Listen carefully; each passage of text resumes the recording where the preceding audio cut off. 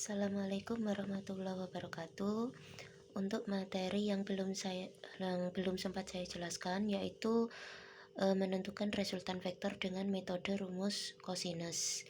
Misalkan terdapat dua vektor gaya yaitu F1 dan F2. Kedua vektor ini bertitik tangkap sama dan saling membentuk sudut satu sama lain. Di antara keduanya mengapit sudut tertentu.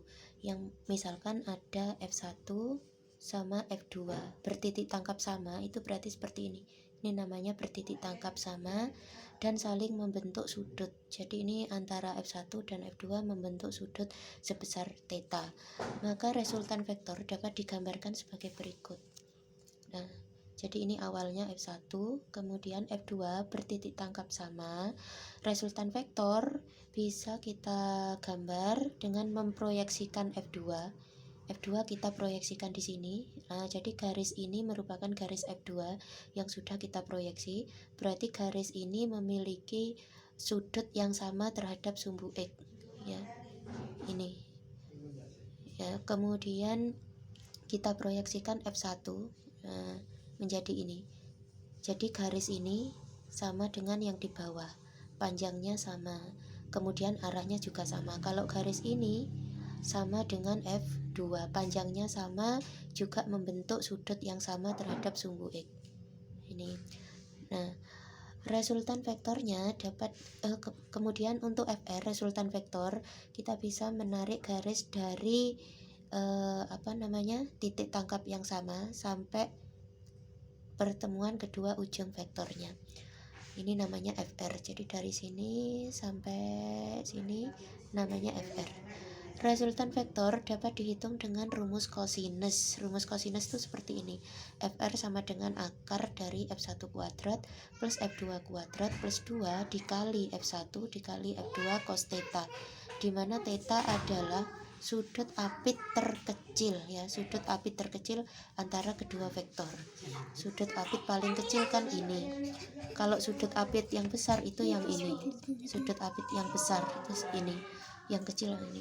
Kak. Nah, sedangkan arah, jadi untuk besarnya FR, nilai FR itu kita bisa menghitungnya dengan cara ini. Kemudian untuk arah FR dapat dihitung dengan menggunakan perbandingan sinus. Nah, arah daripada FR itu alfa ini, ya. Arah FR itu alfa, yaitu sudut yang diapit antara FR atau sudut yang dibentuk antara FR dengan sumbu X. Sumbu X-nya itu di F1 ini, sumbu X. Nah, maka untuk mencari alfa kita bisa menggunakan perbandingan sinus, yaitu FR per sin beta. Sin sudut di depan FR. FR-nya kan ini. Sudut di depan FR berarti beta ini. Ini, ya.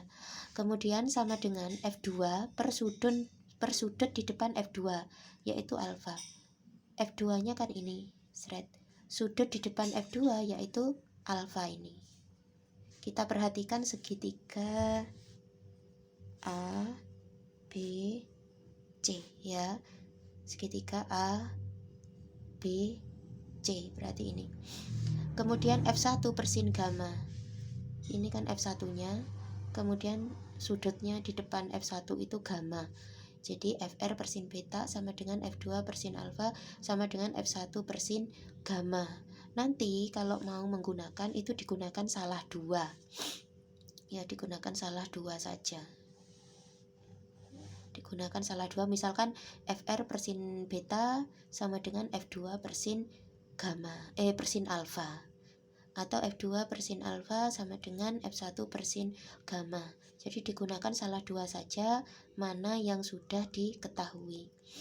Gitu. Misalkan FR sudah diketahui, kemudian F2 juga diketahui, kemudian betanya ini diketahui, kemudian mencari alfa.